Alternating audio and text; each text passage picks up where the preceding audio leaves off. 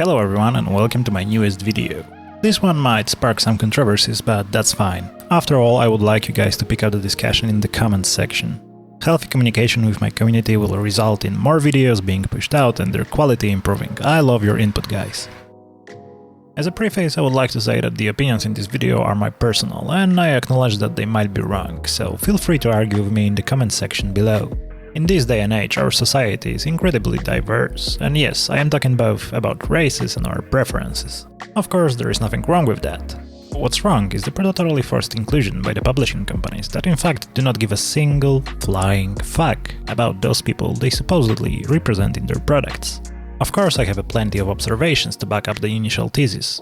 One of the greatest examples as of recent would be Concord. There have been plenty of controversies around the game that did not come out yet. Firstly, the lead designer, Jon Weisniewski, allegedly stated whites must acknowledge their privileged position and that the studio is actively working for diversity.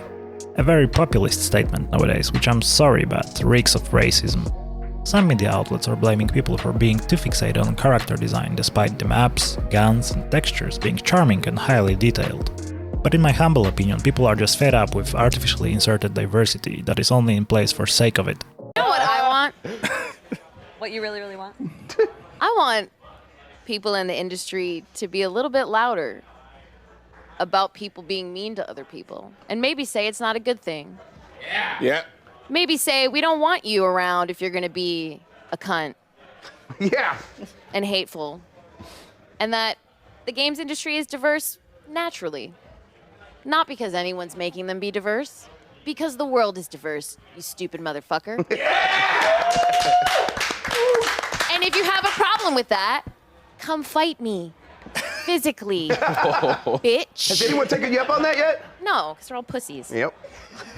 What I mean is that placing, let's say, a gay or a black character in a game for him just to exist is beyond pointless. If the character is not benefiting the game in the slightest. Don't get me wrong, I have nothing against diverse casts, but I think it should bring something to the table besides the color of their skin or sexual preferences. One of the funniest things I have found during my research is the quote from GameRant. Concord, besides the initial criticism that it has received, can still become a hit like Helldivers 2. Well, guess what? I don't think it can. Helldivers became a hit because it was mindless fun with some stupid-ass ideology attached to it that everyone could get behind. It didn't innovate on any formula, but let's be honest, it placed itself in a pretty nice niche, whereas Concord is a 5v5 hero shooter of which we have abundance on the market. The sentiment of the game, not really making it big, is backed up by the Reddit post which gathered over 14k upvotes and states: Concord might have the ugliest character design I have ever seen. In my opinion, the Helldivers comparison could work in favor of my thesis, as the games that do not cater to pressures from the companies such as Sweet Baby Inc. do much better financially, as gamers who might be tolerant and pro-diversity do not really care about real-world issues in their video games. Some may ask why so, and I think that the answer is really simple. Games since their very beginning were an escapism tool, products you could delve into and stop worrying about the things surrounding your day-to-day life. To somewhat add up and oppose my previous argument, I would like to show you some examples of diversity done right. Meaning making a protagonist a strong woman that actually has connection to the story and benefits the game. Take a moment and think of female protagonists of the games that you have played, and which weren't forced to be a female just for sake of it. There is a plethora of instances, but as I am kind of a Half-Life guy, I would like to point out Alex Vance.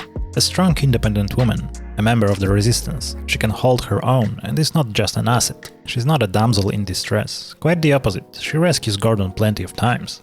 To top it off, she's flirtatious with the main character, but not in an over-the-top manner.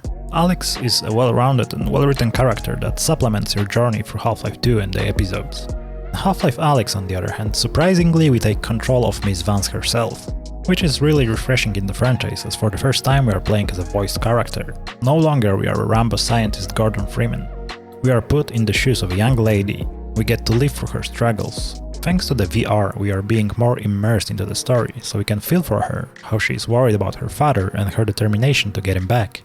Another great example is Jade from Beyond Good and Evil, an investigative photographer and journalist in the middle of governmental conspiracy. Besides a couple of male sidekicks, she's mostly alone throughout the story, and she's never dependent on them. So, in conclusion to this paragraph, if you place the right person in the right position, you don't need to hire consulting companies like Sweet Baby Inc. to create a compelling, diverse character, which moreover is not mocked on the internet, but also esteemed among the community.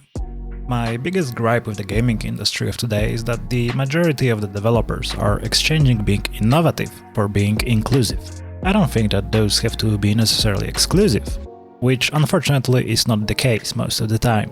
The devs have lost their spark, their edge.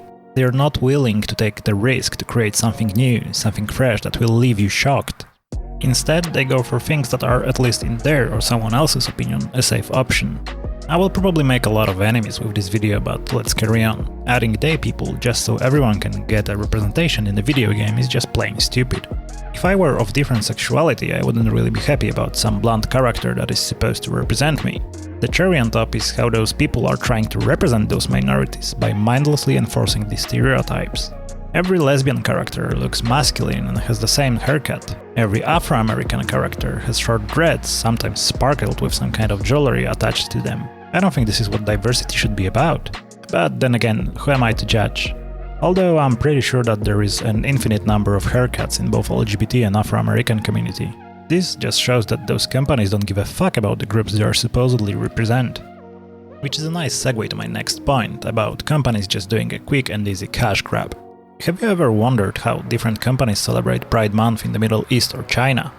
This is of course not an isolated example of publishing companies, but other major brands too, like Mercedes, Cisco or Lenovo. Well, they don't, because the idea of LGBT in those regions is frowned upon, or even sometimes straight out banned. This only shows how those brands care about those people.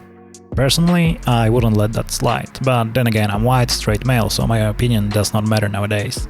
I would love to see the LGBT and people of color communities come to the same conclusion as other gamers and just vote with their wallets and not buy shitty products that only pretend to care about them. You and us guys deserve so much better. Of course, some people might say that if you don't like a game, just don't play it. Well, fair point, but nowadays it's getting harder and harder to encounter a game that's worth your time. Considering that most of the gamers from 90s and 2000s are adults now and most likely they have full-time jobs and families, they can't really afford to waste time on productions that are a complete shit show. So, as a conclusion, I'm more leaning towards the philosophy of opposing the predatory practices of publishers rather than sitting quietly in a corner and letting my hobby being driven to the ground by the corporate greed. As always, it has been a pleasure to present you guys with my opinions. Hope you liked the video, consider leaving a sub and thumbs up or down, it helps the algorithm, so see you in the next one.